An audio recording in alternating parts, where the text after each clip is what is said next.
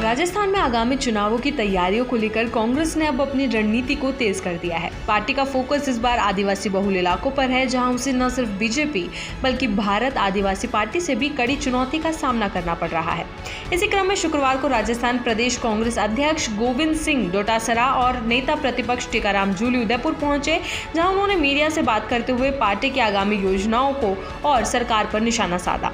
कांग्रेस की ओर से वागड़ और मेवाड़ क्षेत्र में 3 दिवसीय कार्यक्रमों की शुरुआत की गई है, जिनमें संविधान बचाओ रैली और कार्यकर्ता सम्मेलन प्रमुख है। इन आयोजनों का उद्देश्य न सिर्फ संविधान के मूल्यों को जन जन तक पहुंचाना है, बल्कि स्थानीय कार्यकर्ताओं को सक्रिय कर पार्टी संगठन को बूथ स्तर तक मजबूत करना भी है। कांग्रेस को इस क्षेत्र में भारतीय जनता पार्टी के साथ साथ भारत आदिवासी पार्टी से भी सख्त प्रतिस्पर्धा का सामना करना पड़ रहा है। ऐसे में पार्टी ने अपनी रणनीति को आक्रामक बना लिया है। संविधान बचाओ रैली के जरिए पार्टी आदिवासी समुदाय को ये संदेश देने की कोशिश कर रही है कि कांग्रेस उनके अधिकारों की सच्ची प्रतिनिधि है। टीकाराम जूली ने बताया कि राजस्थान प्रदेश कांग्रेस कमेटी पूरे राज्य में बूथ, मंडल और ब्लॉक स्तर पर संगठन को मजबूत करने के लिए अभियान चला रही है। उन्होंने कहा कि कांग्रेस की नीतियां हमेशा से गरीब, आदिवासी और दलित वर्ग के उत्थान पर केंद्रित रही हैं। संविधान की मूल भावना भी यही है कि समाज का पिछड़ा वर्ग आगे आए। टीकाराम जूली ने मीडिया से बातचीत में बीजेपी सरकार पर तीखा हमला बोला। उन्होंने कहा कि बीजेपी की नीति संविधान को कमजोर करने की रही है। उन्होंने आरोप लगाया कि ये सरकार पंचायत और नगर निकाय चुनाव तक नहीं करा रही है और जनता से सिर्फ झूठे वादे कर रही है। बारिश के मौसम में हो रही परेशानियों को लेकर भी जूली ने सरकार की आलोचना की। उन्होंने कहा कि प्रदेश में अच्छी बारिश हो रही है, लेकिन सरकार की ओर से कोई प्रभावी व्यवस्था नहीं की गई है।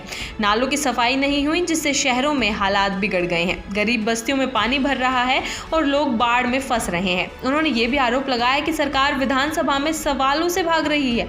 जूली ने तंज कसते हुए कहा कि घर घर नल की बात थी, अब तो पानी सीधे घरों में घुस रहा है। उन्होंने कहा कि सरकार नहीं, सर्कस चल रही है।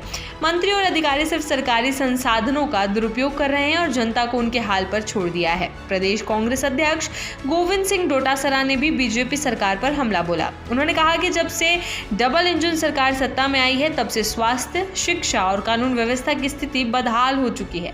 एजेंसियों का दुरुपयोग आम बात हो गई है। नगर निकाय चुनावों में देरी पर सवाल उठाते हुए डोटासरा ने कहा कि चुनाव पिछले साल नवंबर में ही हो जाने चाहिए थे, लेकिन सरकार जानबूझकर इन्हें टाल रही है। उन्होंने वन नेशन वन इलेक्शन नीति पर भी निशाना साधा और कहा कि इसका कोई ठोस ढांचा भी तैयार नहीं हुआ है, सिर्फ दिखावा हो रहा है। कांग्रेस ने वागड़ और मेवाड़ जैसे आदिवासी बहुल इलाकों में अपनी पकड़ मजबूत करने के लिए स्थानीय मुद्दों पर फोकस किया है। शिक्षा, स्वास्थ्य, पेयजल, सड़क और रोजगार जैसे बुनियादी विषयों को लेकर पार्टी जनता के बीच संवाद बना रही है। कार्यकर्ता सम्मेलनों के माध्यम से निचले स्तर तक संगठन को मजबूत किया जा रहा है। पार्टी का मानना है कि बीजेपी की वादा खिलाफी और प्रशासनिक लापरवाही से जनता में आक्रोश है, जिसका लाभ कांग्रेस को मिल सकता है।